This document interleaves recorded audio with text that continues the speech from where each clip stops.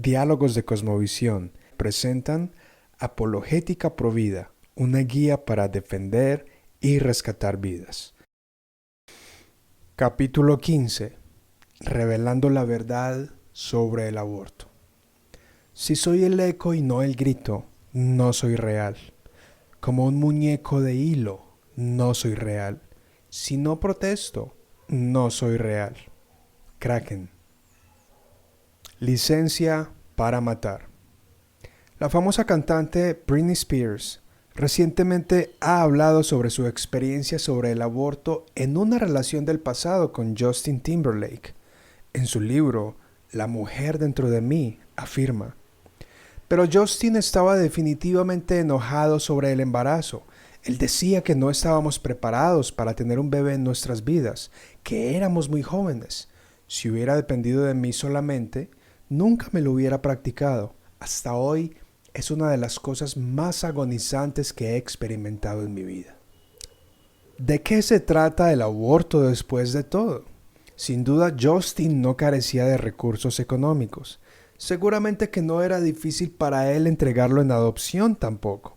Por otro lado, Britney lo amaba y esperaba su aprobación, lo cual fue aquello que más presión ejerció sobre ella.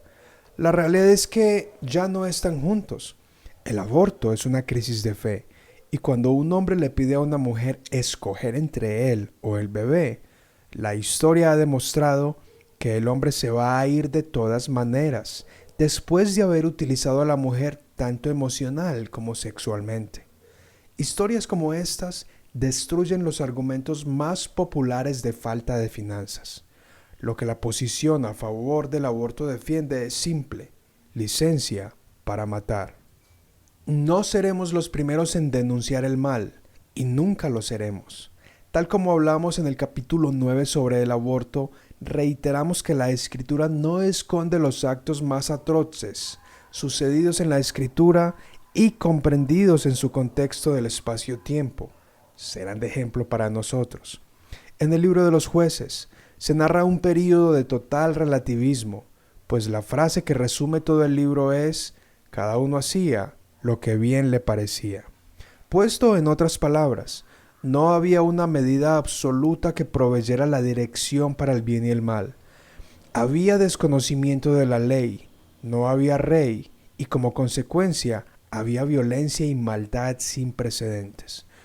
Un oscuro episodio lee: como los hombres seguían molestando, el hombre tomó a su mujer y la echó a la calle. Entonces ellos la violaron. La siguieron maltratando toda la noche hasta que amaneció. Cuando su esposo se levantó para continuar el viaje, al abrir la puerta encontró a su mujer tirada en el suelo y con las manos extendidas hacia la puerta. Le dijo: vamos, levántate, tenemos que irnos. Pero ella no respondió. Entonces el hombre la puso sobre el burro y se fue a casa. Al llegar, tomó un cuchillo, cortó a su mujer en 12 pedazos y los mandó a todas las tribus de Israel. Jueces 19, 22 al 29. Impresionante, ¿no?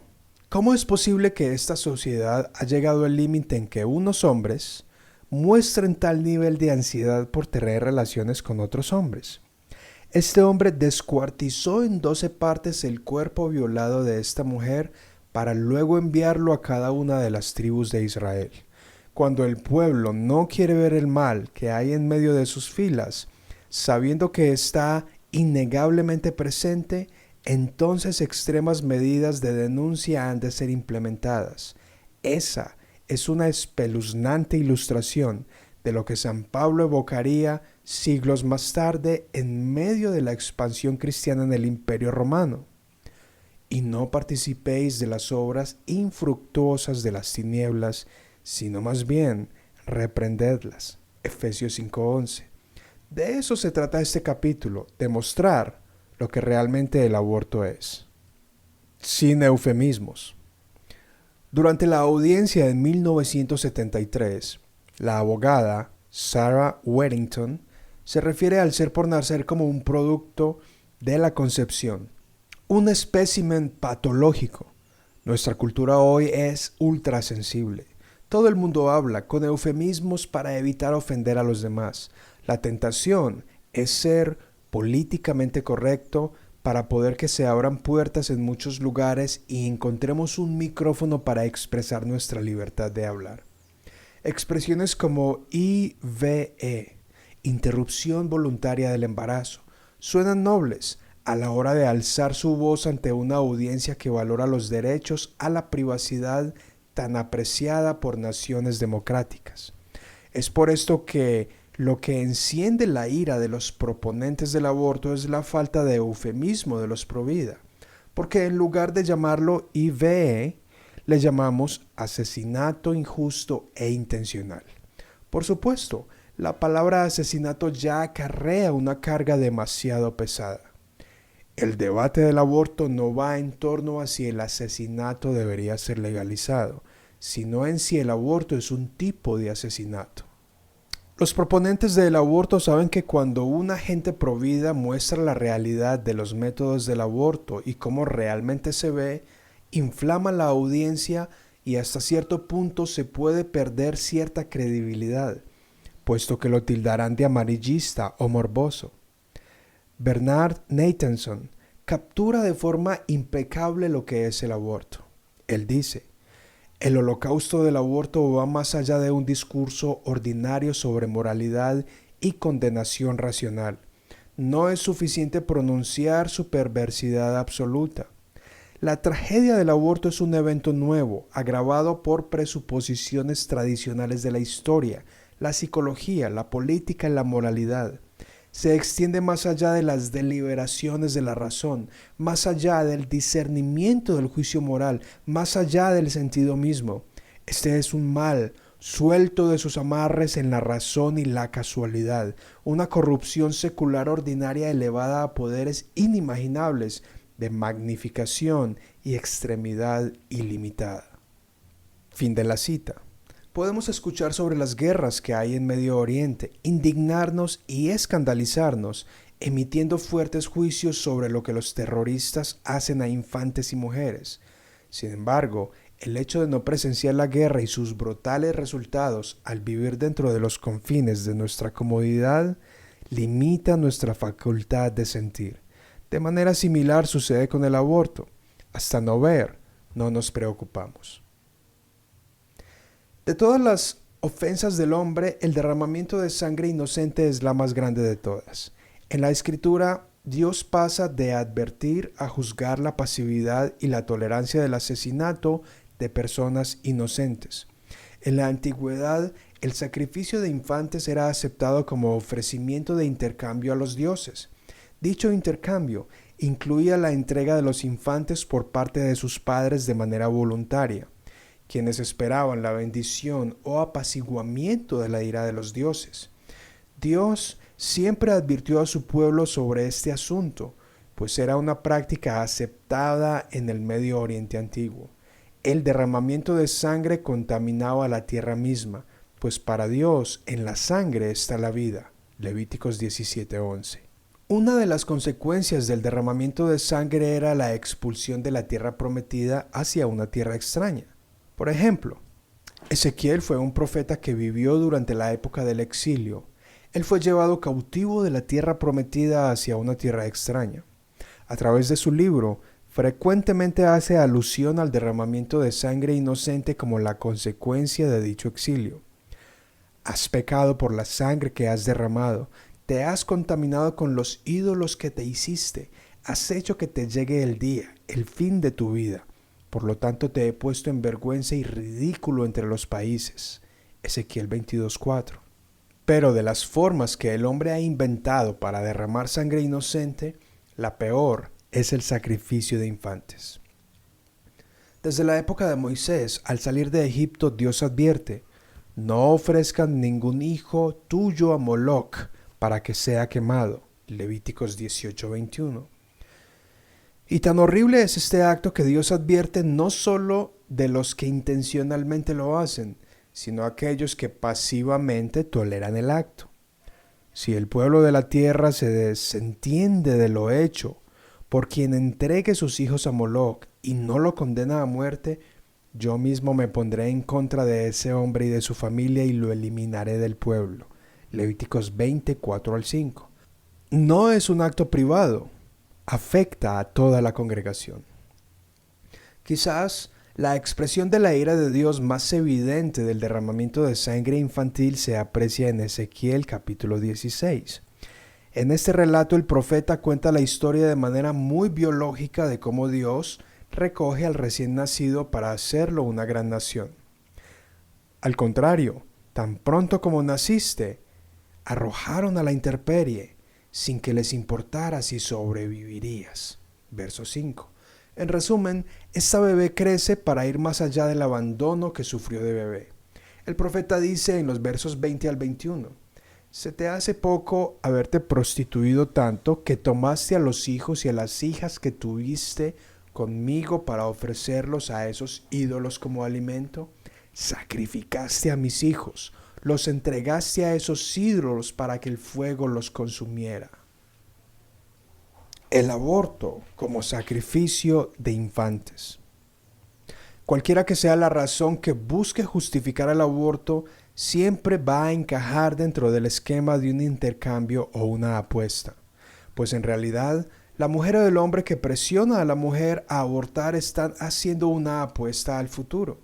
De la misma manera que la mujer que decide continuar con su embarazo, en cierta medida, le apuesta al futuro. Es cuestión de fe, algo espiritual.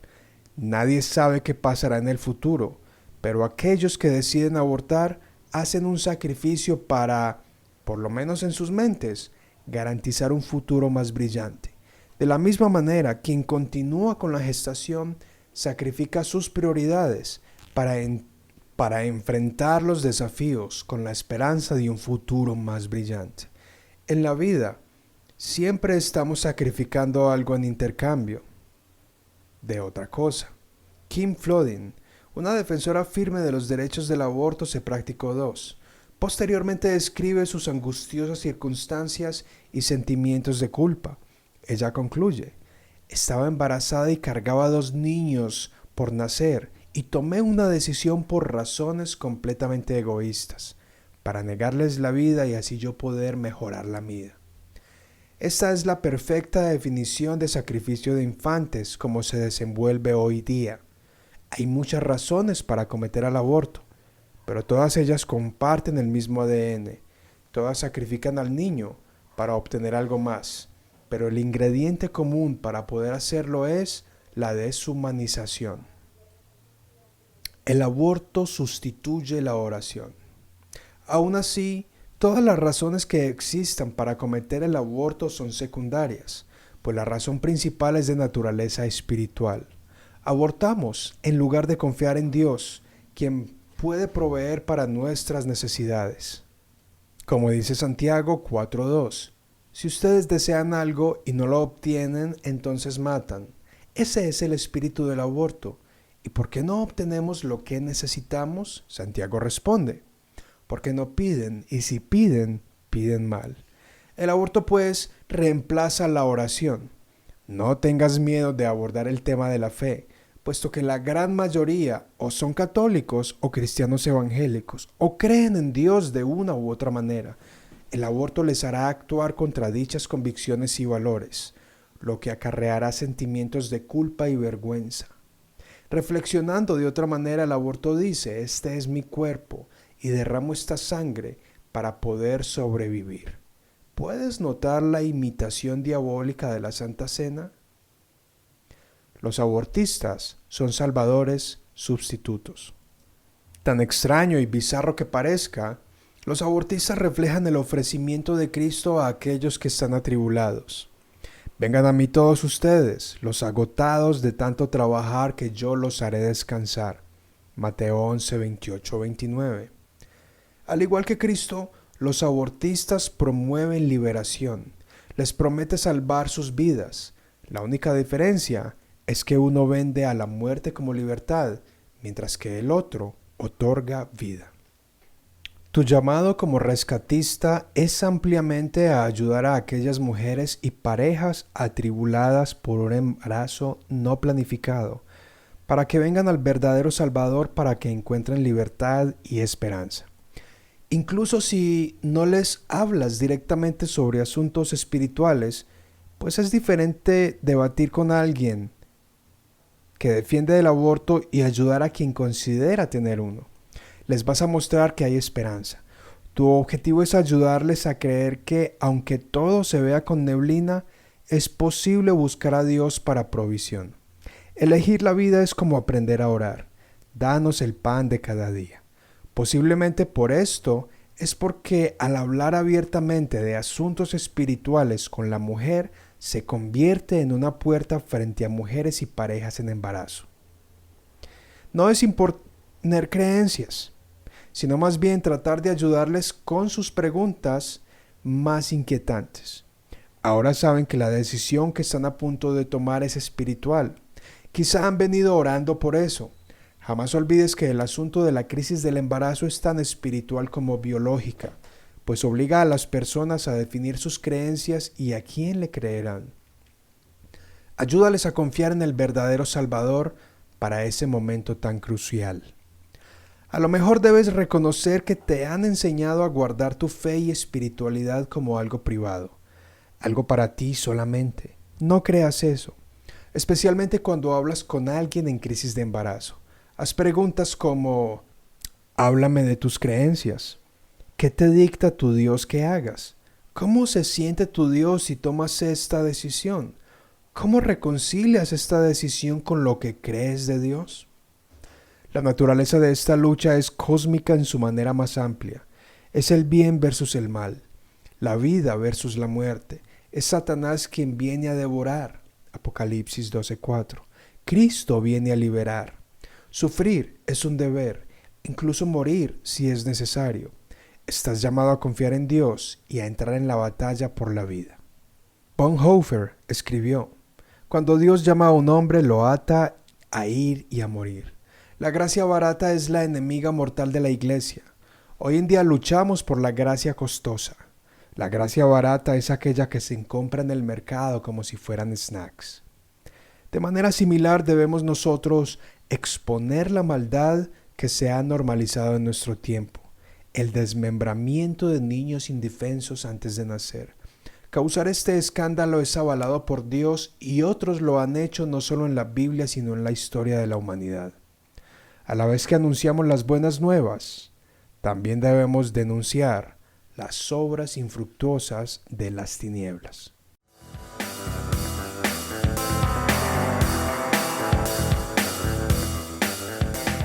¿Te ha gustado este contenido? Ya sea que estés mirando por YouTube o por Spotify o Apple Podcast, por favor suscríbete, dale me gusta, comparte, deja tus comentarios, ya que desafortunadamente la mayoría de los que ven mi contenido no están suscritos. Así que no cuesta nada, dale suscribir, es completamente gratis. Comenta, déjamelo saber. Esto es Anderson Ocampo, Cosmovisión, Pensamiento Crítico.